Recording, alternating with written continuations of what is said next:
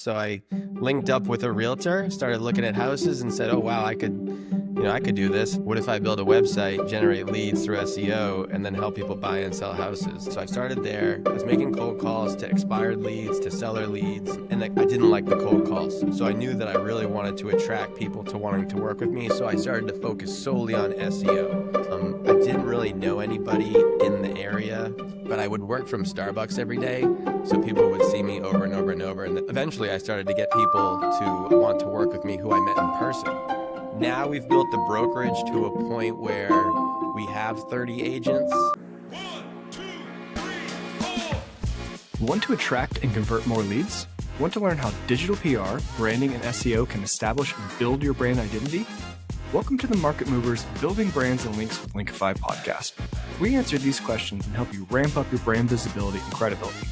Let's cut through the noise and make your business the talk of the town. We're your hosts, Nick and Chris. Let's get this show on the road.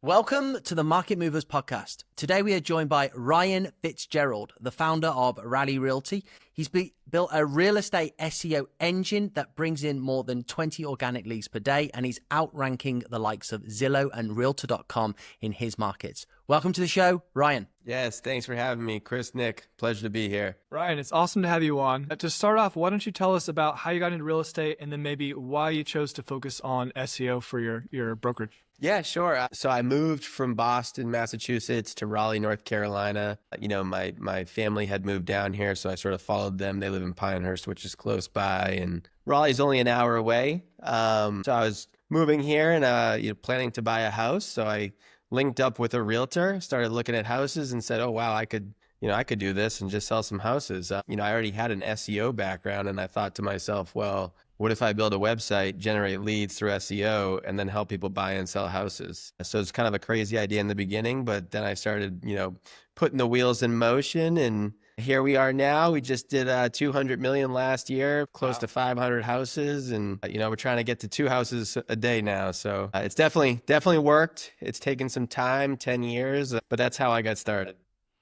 That's awesome. And as me and Nick are both fellow bearded men, is that all it takes as well to be successful? I didn't tell you I didn't start with this. Oh, okay. But that comes with went success. Up. Sales, You have to earn it. I'm not sure my scraggly beard would have the same sort of results, though.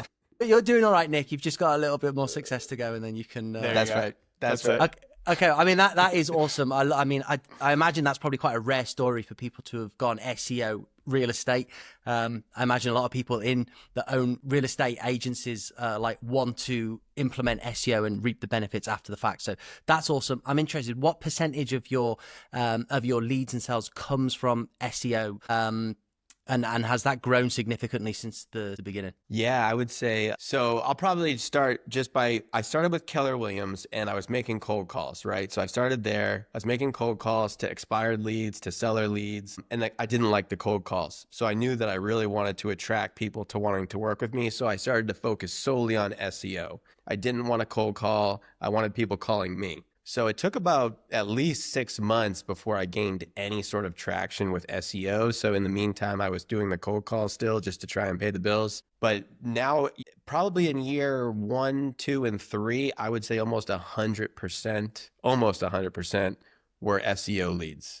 I didn't really know anybody in the area because I had just moved here, but I would work from Starbucks every day. So people would see me over and over and over, and they'd ask what I do, and I'd, maybe have a t-shirt on. And eventually I started to get people to want to work with me who I met in person. And that was kind of like uncomfortable for me at that point because I was so used to just somebody fills out the form online, they got referred by Google, I pick up the phone and call them. And that became very comfortable for me. But then it started to get a little more uncomfortable when people would ask, like my friends would ask me to help them buy and sell houses because I'm like, ooh, this is different. Like, I can't say no to that, really. I'm like, if this doesn't work out, does that mean our friendship is not going to work out too? So it was definitely a little bit more comfortable working with those SEO leads. But it was about 100. It was close to 100% in the beginning. Now we've built the brokerage to a point where We have 30 agents. So it's actually gone from close to 100% to probably about 50% of our business now. Okay. Still, 'Cause- I mean, the 100% that's insane. I've never heard of that from real estate. It was That's literally every single lead in person was an SEO lead, from the website. So it was nice though to have a few people that weren't SEO leads at one point. So awesome. Yeah. yeah, but Has now that it- we have so many realtors, they all bring in their own business now. So the SEO is sort of like the icing on the cake at this point for everyone. Okay, that's what I was going to ask. That number is Yeah. dry. It's not like you're getting less leads now. It's just that as the team grows, you start to get more and more referrals. They're bringing in their own business. That's exactly right. Yes. Okay. A lot of referrals now and a lot of repeat business as well. Okay. Has the landscape changed over the last couple of years as far as Google goes? We've seen some massive shifts in a lot of industries. What's changed over the past few years in the real estate space for SEO? For Yeah, Google I think specifically.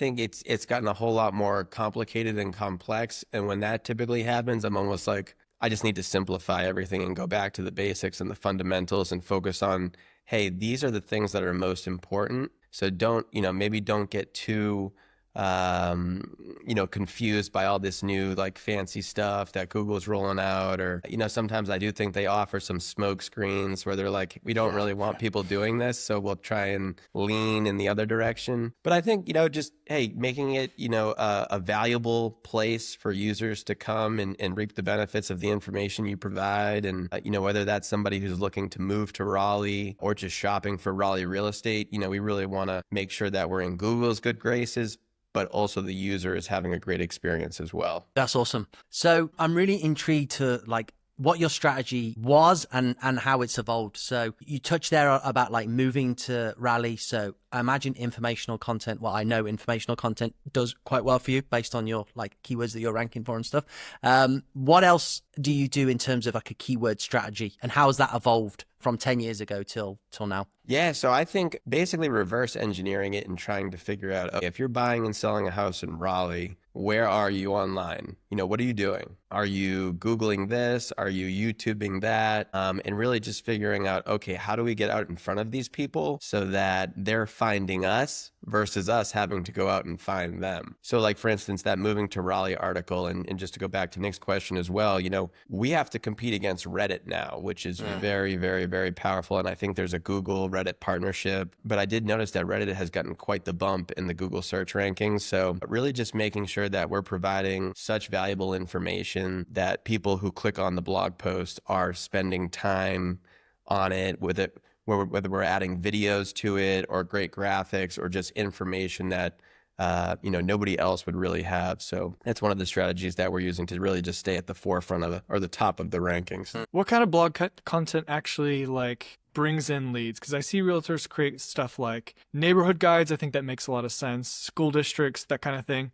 But I see them also do like restaurant reviews and like really go into like living in the community. Does that kind of stuff really result in leads? Or is that more like just supporting content for those neighborhoods? That's a great question. So really, I think each article has a different purpose or a different intent. Whereas, that moving to Raleigh article, which I keep going back to, that one brings in a lot of clients. Whereas our restaurants in Raleigh article is more for branding, because people aren't necessarily like, Googling restaurants in Raleigh when they want to buy a house. But what they're doing is they're Googling that. They're finding our website, they're getting that brand impression, and then they're like, oh yeah, I know those guys. Like, for instance, I went to the coffee shop last week and saw one of my real estate friends, and I heard somebody mention real estate. So I turned around and I saw one of my friends, and he, came up, gave me a big hug, and he was interviewing this girl to join his real estate firm. And he was like, hey, this is Ryan. He owns Raleigh Realty. And she goes, oh, I know you guys. I see you all over online. I see you everywhere. And it was definitely a good feeling in that, scenario where she could have been Googling anything from restaurants in Raleigh to best dog parks in Raleigh. We really want to be the information, just provide that valuable information to people who are looking for it. All things Raleigh. Yeah. And then you're being that potential multi-touch point across all of those different searches, aren't you? I'm interested. You said that the guide to Raleigh, as a Brit, am I pronouncing it right? Raleigh or Raleigh? Yeah, that's close enough. Close enough. That means it's wrong. We can't tell. No, that's fantastic.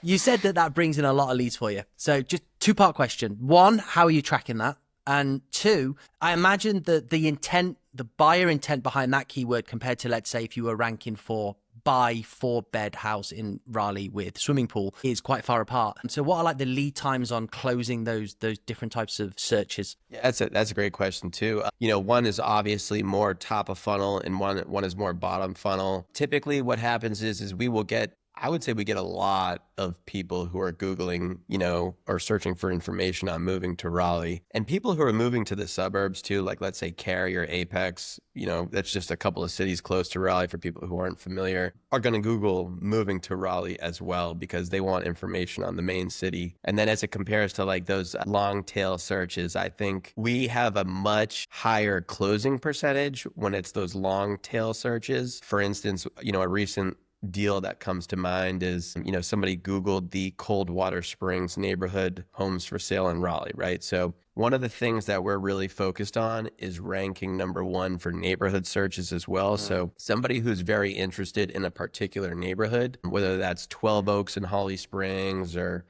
Carolina Arbors and Durham, when they Google that, we are going to be the first one. Then they're going to see the list of houses that are available. If they like one, they typically fill out the form. We connect with them and learn more about, what is it about that neighborhood you like? Is it that neighborhood in particular, or is there something about that neighborhood? But I would say that those neighborhood searches are very, very, very good for us. Interesting. Are those like landing pages, like neighborhood plus homes for sales, or are those like neighborhood guides? What kind of content is that? Yeah, so basically the target of that page would be, let's say in Durham, we have a community called Carolina Arbors, which is pretty big. People will Google Carolina Arbors homes for sale because they want to see the list of properties that's available. We'll come up number one, they'll click on the page, then they'll have access to different things from being able to view the houses, which is typically why they're there. So they can search, they can use the search filters to find houses on that page. The page also has information about the neighborhood, maybe a neighborhood video as we have on some of them. We break it out for them too, like,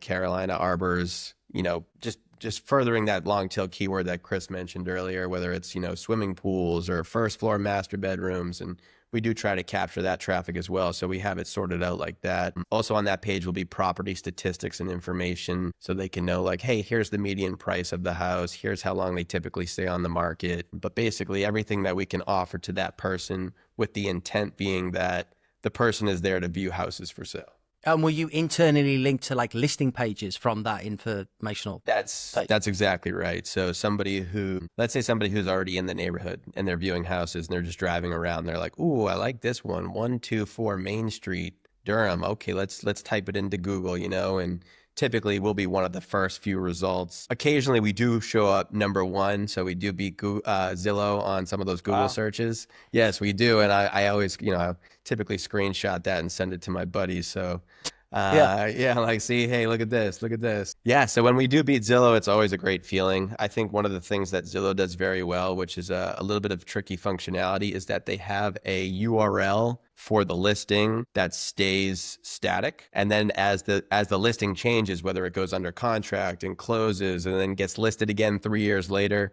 that URL always stays the same. So they're allowed to. Yeah, exactly. It's got age, it's got links.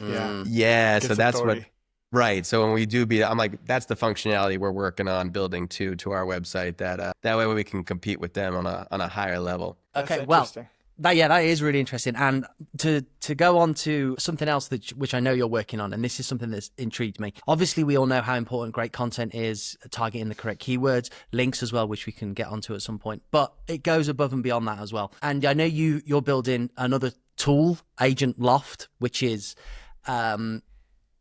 I'm intrigued to know how important like the actual, because listings and photos and being able to like interact with that potential new dream home of yours has got to be so important for the customer journey and then for like your conversion rates and stuff. So is this a problem in the real estate industry for like turnkey websites that just don't provide the functionality to deliver beautiful listings pages? And have you created the answer to that problem? Yes. So that's, first of all, thanks for plugging that in for me. Yes, we just created Agent Loft. We've been working on it. I mean, I've been working on that for probably 5 years now.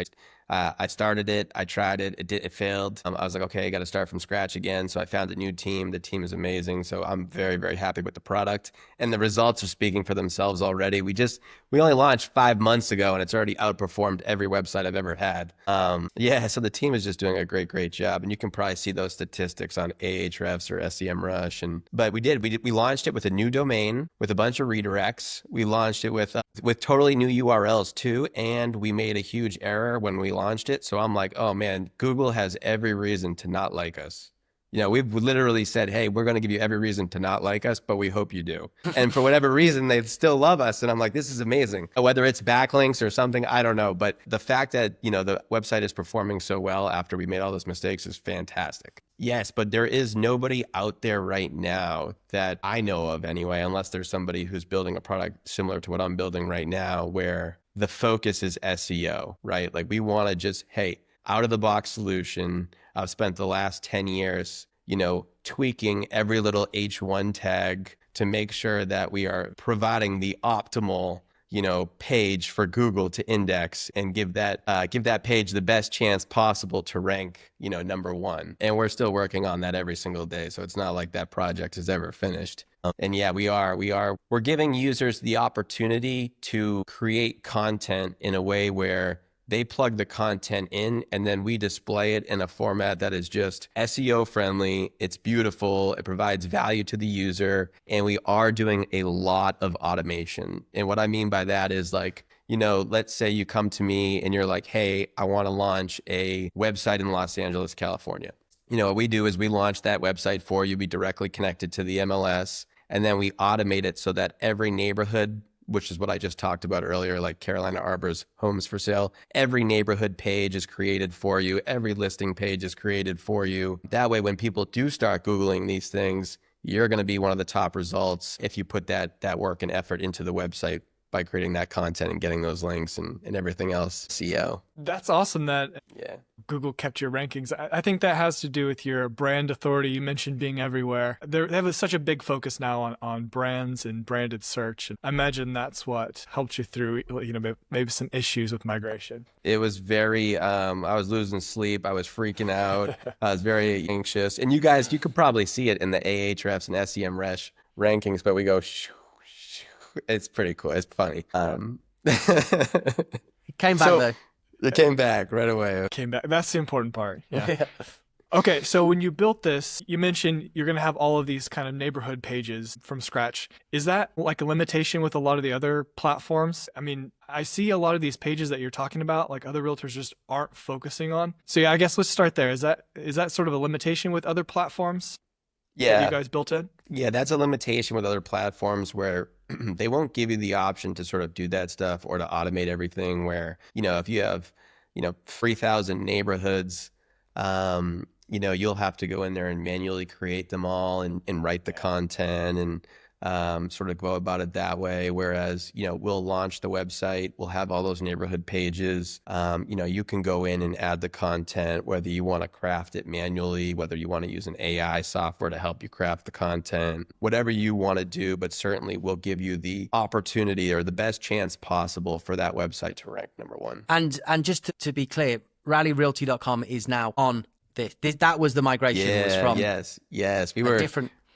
Yeah, we were RaleighRealtyHomes.com before, and I was very nervous to make that domain switch because anybody who's familiar with SEO, they know that it's like when you're switching domains and stuff, like there's a lot that can go wrong when you start. Just launching a new website in general is scary, let alone launching a new website with a new domain and everything else that could possibly go wrong. But we have the right team. The product is amazing. It speaks for itself at this point, and everybody's welcome to check out those results. And obviously working with you guys has helped. It's not like it's just one aspect of SEO. There's multi aspects and everything. You had to do it though, didn't you? You couldn't be selling a website software and then they go, oh, Ryan, this is great. Do you use it? You go, no, I couldn't risk the migration. That's right. Yeah, no, I just couldn't do it, Okay, Scary though, for sure. Yeah, I bet. Yeah, we've had a few clients that have gone through migrations and it's always like, nail biting time for them. It's hit or miss too. We've had a couple that didn't rebound. Oh no. You just never know. Like it could be a big issue.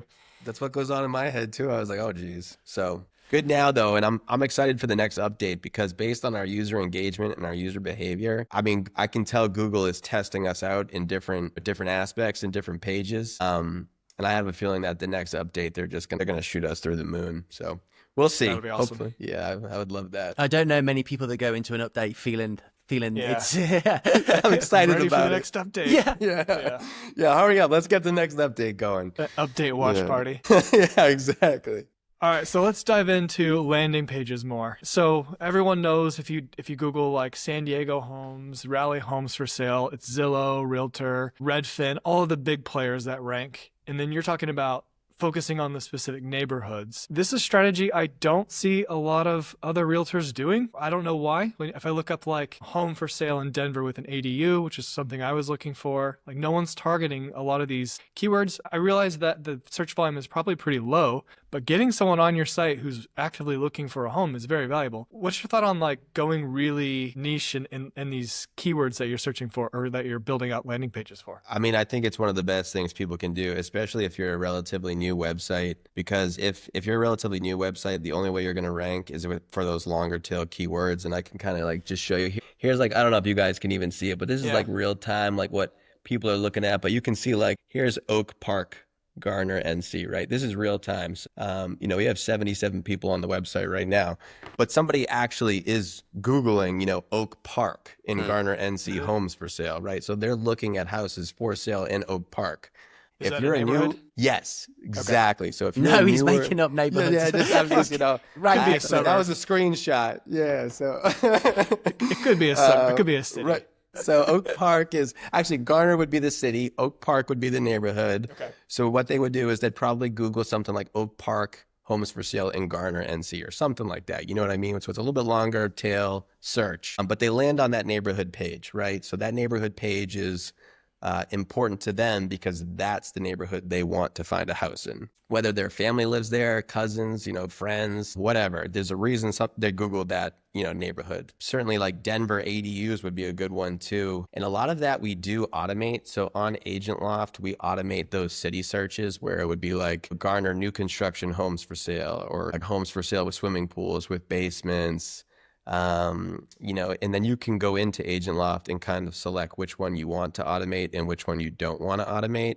So we'll have like a smaller city like Archer Lodge, which has 13 houses for sale in the whole city. So we don't really want all of those pages that don't have content on them to keep popping up. So we'll go in there and we'll say, hey, don't automate the Archer Lodge pages because there's only 13 houses for sale in the whole city. Sounds like a nice quiet city. It's very quiet, and I was teasing one of my friends because his parents live there. I was like, does anybody else? 12 other people. Yeah, 12 other people, exactly. That's awesome. I think as well, one probably fundamental part of the SEO benefit that other realtors might be missing out on is if somebody makes a Google search either for a very, very highly commercially intent driven keyword, such as an area in Raleigh, home with X number of bedrooms, blah, blah, blah. That's great. If they land on the site and you convert them, that's brilliant. If it's a broader search, maybe they're searching for areas around neighborhoods or they come to an informational piece of content, you've got them on the website, which doesn't mean if they don't buy, game's over. In fact, it could just mean game's begun. So you can get them on newsletters. You can cookie them for retargeting ads after that. How are you utilizing that extra SEO benefit with Raleigh Realty visitors? Well, this is a great question, and I wish we were doing more. I used to use retargeting a whole lot, and it really worked well, and I've gotten away from it a little bit. So I'm glad you're asking because you're kind of holding me accountable to, not having done it for this website yet, but you're exactly right. Like you have the visitor there, you have their information, you can follow them around the web, you can stay out in front of them. And that's a huge piece to the puzzle, So if you're already getting their information, go ahead and stay with them and, keep targeting them. We do save searches. So like within Agent Loft, if you do fill out the form, basically what happens is we will set you up on a save search and then you'll get a daily email with all the properties that make sense for you. So that will go out automatically, whether you want it to go out at 6 p.m., 7 p.m., 8 p.m., whatever. We try to catch people when they're having dinner or something and they're like, oh, look at this property, sweetie. So that's something that we think about. But yeah, we could certainly do do more with the users who are already visiting the website. And we're starting to do a little bit in terms of like the blogs. So what we did is we took Agent Loft and we said, hey, if somebody's Googling the best neighborhoods in Raleigh, why don't we just show them a few houses in Raleigh and see if they click on them? You know, so what we'll do is they'll Google that search, they'll come to the blog post. We'll have videos so that they can at least put a name to the face and like, you know, interact with us, engage with us in some way. And that increases conversions. And then we'll provide them like, you know, like 4 properties for them to just kind of look at with a button that's like, you know, view more or, you know, click here for more information or internally link to other blog posts as well. That's interesting. So you mentioned sending out notifications at 6 p.m. while they're eating dinner. That's maybe the only scenario where you would ever want to like purposely target someone during dinner. Yeah. Otherwise, like no one looks at, no one's going to read it then. That's interesting. So that's for like automating the newsletter, right? For the daily sending? Yes, those searches. Yep, just daily those go out. Okay. Is there anything else that goes out on the newsletter front for other than just here's some homes we think you might like? Yeah, we typically do like a monthly email where we're sort of, hey, here's the houses for sale. Here's what happened. Here's what's increased. Here's what decreased, whether it's, the average median price or the number of days on market. And that certainly gives people a better understanding of, okay, where are we locally in terms of the real estate market? For instance, 2 years ago, there was like 1,000 houses for sale. It was crazy because, you'd expect that number to be like 3 or 4 times that amount. So we're just recently starting to notice that inventory is picking up. So that's something that we can convey to people like, hey, with the supply picking up and the demand going down a little bit, because interest rates are a little bit higher, it's actually becoming a better time to buy than it was, at the height of COVID, where every single person was buying with, 3.5%, 4% interest rates. Like, it just made a lot of sense, especially with inflation a little bit higher. That was a crazy period. That's when I bought my house. And that was nuts. We bid like 40,000 over or something, and they were like, Yeah. "You're third in line." Yeah, well, yeah, exactly. Well, because somebody bid 100,000 over, and it's just crazy. Yeah. But I mean, that's as well. I mean, it's just such a great strategy compared to realtors that are just 100% paying for leads. Like you are engaging with potential buyers, demonstrating your expertise and credentials within that local market. So if they, if they were just browsing, but they're receiving emails from you, inventory's picking up. They're like, who is this Ryan guy? With this great beard that keeps emailing me whilst I'm trying to eat my dinner about all this useful information. It's like you got a nice beard, though. Yeah. It's just such a good way to utilize that SEO traffic to benefit your long-term success as a business. It's brilliant. Well, and also something that you mentioned there that I think I should touch on that, whoever's listening may find it valuable is the fact that these leads are such high quality. So those paid for leads, there's a lot of different verticals where the paid for leads are going to be good. They'll be good, right? But I don't think there's ever a time where you could compare those paid for leads to the leads we get and be like, these are great leads, because our leads are just so good. Until you experience it, like it's hard to. We just got a contract this morning from somebody who came to the website on Saturday, who filled out the form. Our realtor immediately called them. They went and saw houses on Saturday. They're under contract by Tuesday morning. Wow, like that's fast. just and it's like these people are reaching out for help. We're not reaching out to them. Whereas those paid for leads are typically like, all right, they required me to fill out this form, right? Like I was forced. I couldn't look at the house unless I filled out this form. We don't do that. You can look at any house you want, take a look, view the website. We'll never require your information. We'll highly suggest that you give it to us, and we hope you do, but we'll never require your information. And that just creates, I think, a trust. And, you guys know this well, but the people viewing may not. People trust Google more than they trust their friends. So if Google is referring people to us, people trust that referral more than they would trust their friends suggesting us. Like, hey, you should use Raleigh Realty. They'd be like, all right, cool. Oh, well, now Google's suggesting I do too. Okay. I think that's totally true. Yeah. Right? I agree. Yeah. So I'm curious, how common is paying for leads in this space? Is that something a lot of brokerages are doing? Everyone's doing it. Everyone? I would say there's not many people who have the patience or want to put the time and effort into SEO, or maybe even understand it. Like it's a very, smaller community. Like I saw you guys were on with Joy, who, I met 8 years ago, probably just because there's such few people who are using this SEO strategy that the community is very small. And we all talk. So But that's That's nuts shocking. because I SEO know. has been hijacked by every space you can imagine.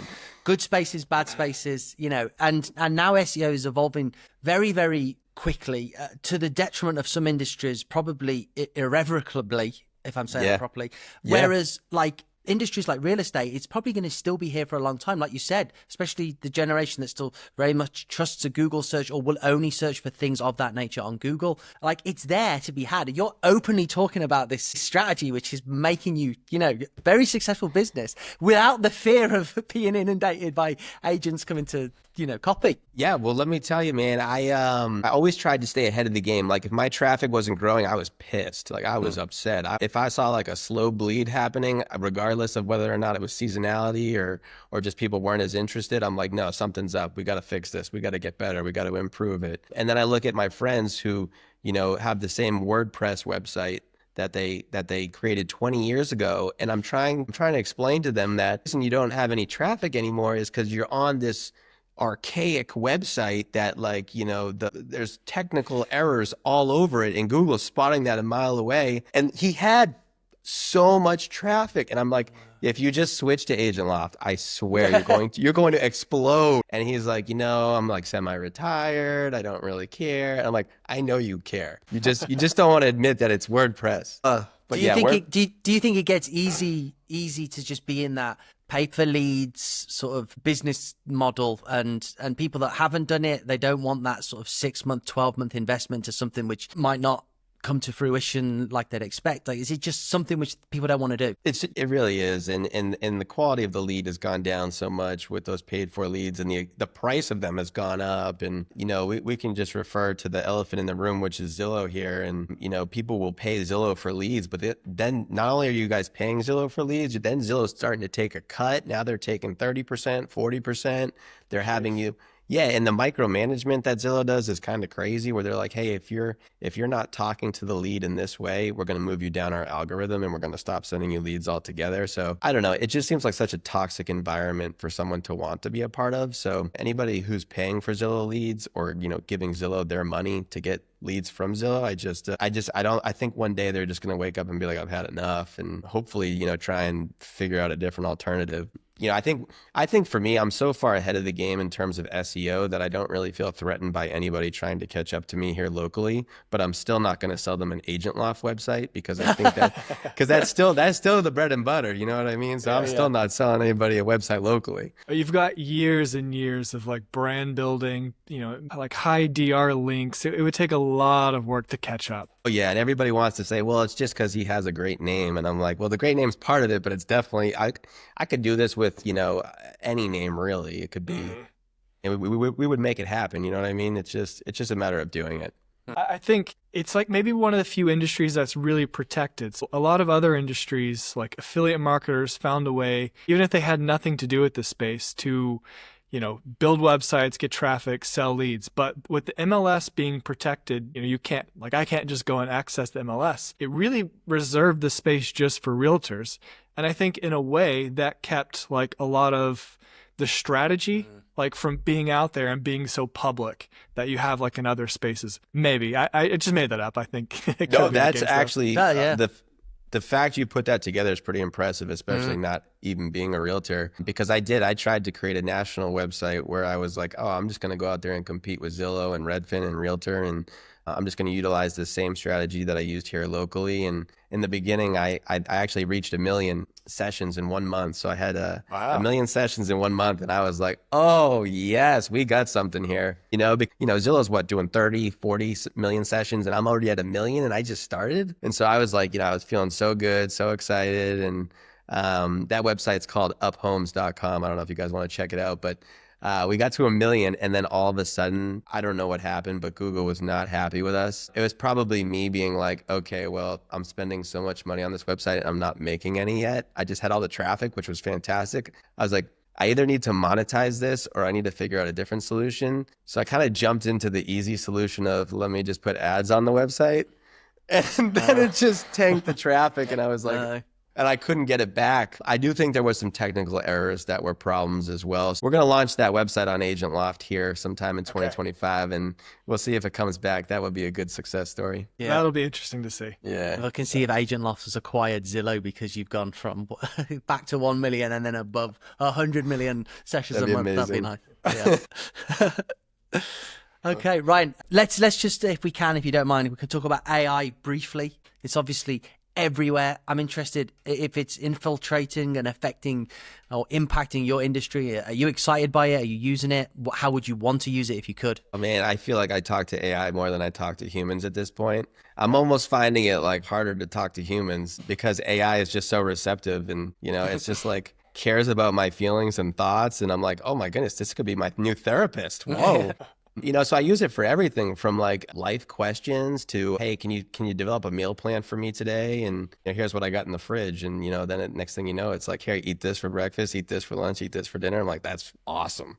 While trying to stay within my macros. And I use Claude. So I know a lot of people use ChatGPT, and I definitely used that a lot in the beginning, but I found myself gravitating towards Claude. So for instance, I've already used it a bunch today. I'm writing a message to my team in Slack. So I write the message and I put it in Claude, and I'm like, hey, can you pretty this message up? Can you add some action items? Can you throw some emojis in there while maintaining the focus on the main points of the message? So within 2 seconds, Claude has this beautiful message, and it's captivating and it's pretty. And people are probably like, that message must have taken 30 minutes to put together with all those emojis, right?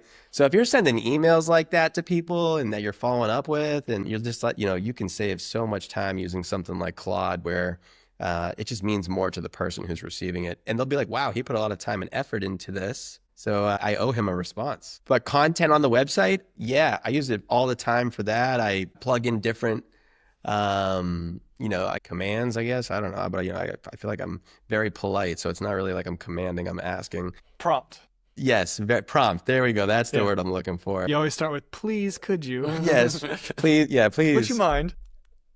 Yeah, and I'm like, I was asking Claude to jump on a phone call the other day, and I'm like, wait, what? Am I asking? I'm like, Claude, you got time for a call? Can we jump in a meeting real quick? But yeah, I was just asking hey, for content on these neighborhood pages, which we talked about earlier on the call, I'm like, can you please pay special attention to schools, things that people would care about who are moving to the area, whether it's grocery stores and shopping and nightlife or restaurants, and what are the just the stuff that people would care about who are researching the neighborhood. And it'll spit out an answer, and then you can kind of refine it a little bit with different prompts as you go. So it's awesome. I love it. And I think there's going to be a lot of ways we can include it into the website, into Agent Loft. Yeah. Yeah. What tools are you seeing come about? There's a lot of industries that are just being like massively disrupted, things that would take forever that you do manually. Now there's, a lot of AI tools that will handle that, almost on their own, maybe with just a little bit of human in the loop.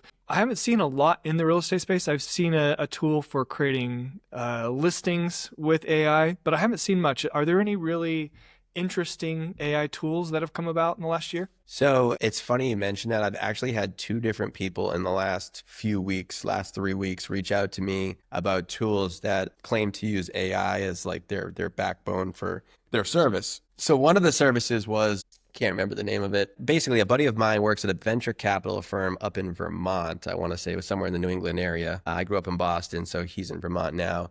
And he said, hey, Fitz, just, can you help me with this thing we got going on here? We're thinking about investing in this company. So I reached out to a couple of my friends in the industry, and they're like, it's probably garbage because, nobody can actually do that without, making thousands and thousands of phone calls to find out if people are actually ready to sell their house. But this software claimed that it used AI to be able to tell when somebody was actively about to sell their house or list their house. And, there's so many tools like that online. I feel like I just told my buddy, maybe don't invest in it. And then there was another tool that a guy reached out to me that I met at the gym. He moved to, I think, the DC area, but he reached out to me and was just like, hey man, I'm hoping to get with you when you get back from your trip. I'd love to talk to you about what we're building here. It's a sales conversion tool where we help you stay connected to your leads, to your clients. And I'm like, see, that makes sense to me. That one made sense. The first one, I was like, I don't know. I tried to be a little bit, but the second one, I'm like, okay, that makes sense. Like, what type of things is this tool going to do? And I haven't gotten with him yet, but it seems like that AI tool is going to sort of prompt engagement with leads and clients as if it was me writing the email, without me even having to write the email. But it could be something as simple as, hey, this lead visited the Agent Loft website. Now we're going to send a nice Claude crafted email with emojis and action items and just, try and get them to convert at that level without me having to touch anything.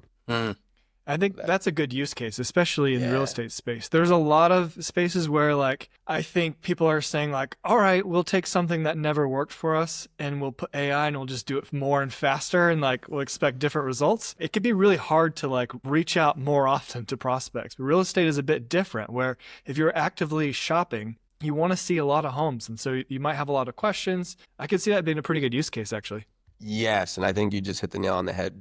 Basically, it's like we're going to put AI in front of it in its garbage, which is kind of like that first product. And then the second product where it's kind of like, hey, this could work. Yeah. Are you actively using sort of any AI automations on the operational side of the brokerage? Or are there any like AI automations that you wish could be invented, you just haven't thought if it's the capabilities, like maybe they could not show people around a house, but something crazy that actually could be done if you could put a team together to do it? Yeah, that would be fantastic to have that type of stuff. And the MLS is gonna, do something where it's not gonna be allowed, but basically to have that sort of, hey, AI is gonna, take you through the house or something would be super cool. And then, I think in version 2 or version 3 of Agent Loft, we're going to find different ways to incorporate AI into either the back end system, so like that CRM side of things, or even in the front end, like when Chris was talking about 4 bedrooms, 3 baths, white house, green fence,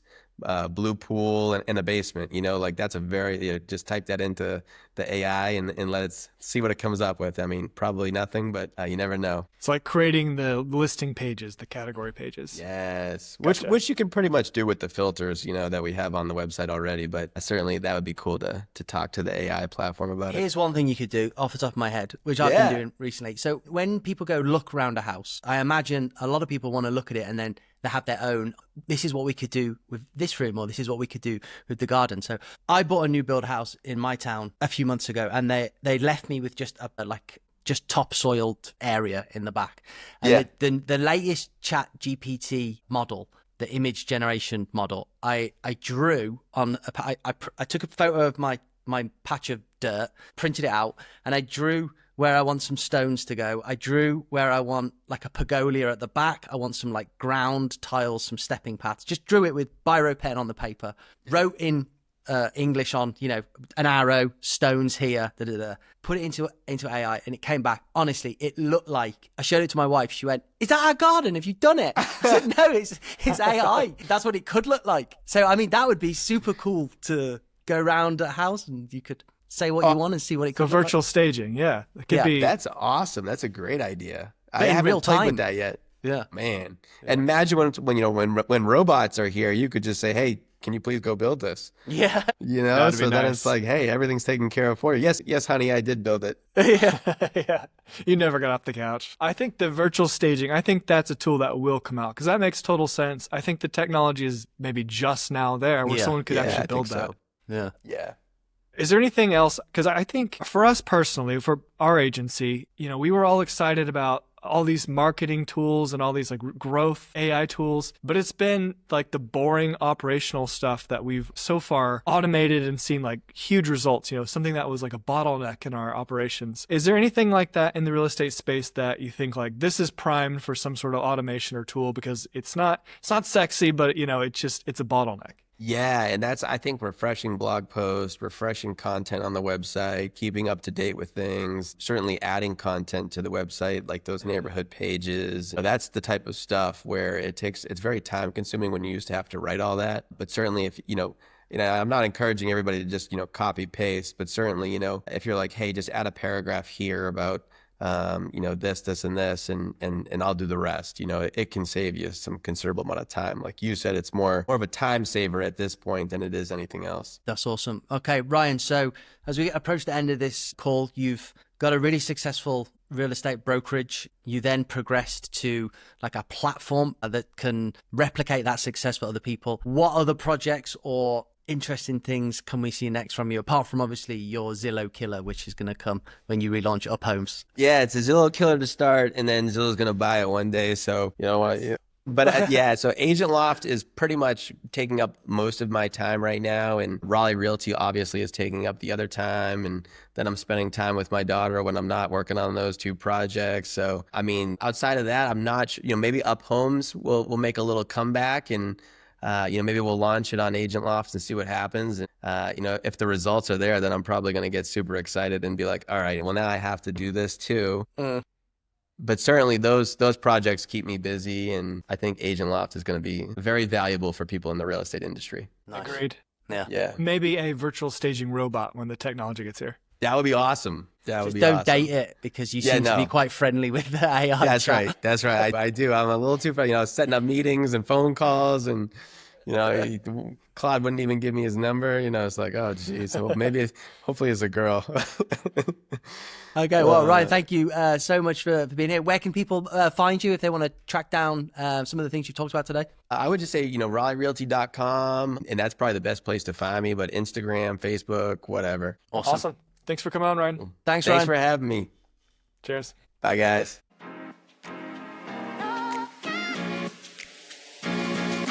3, 2, 1.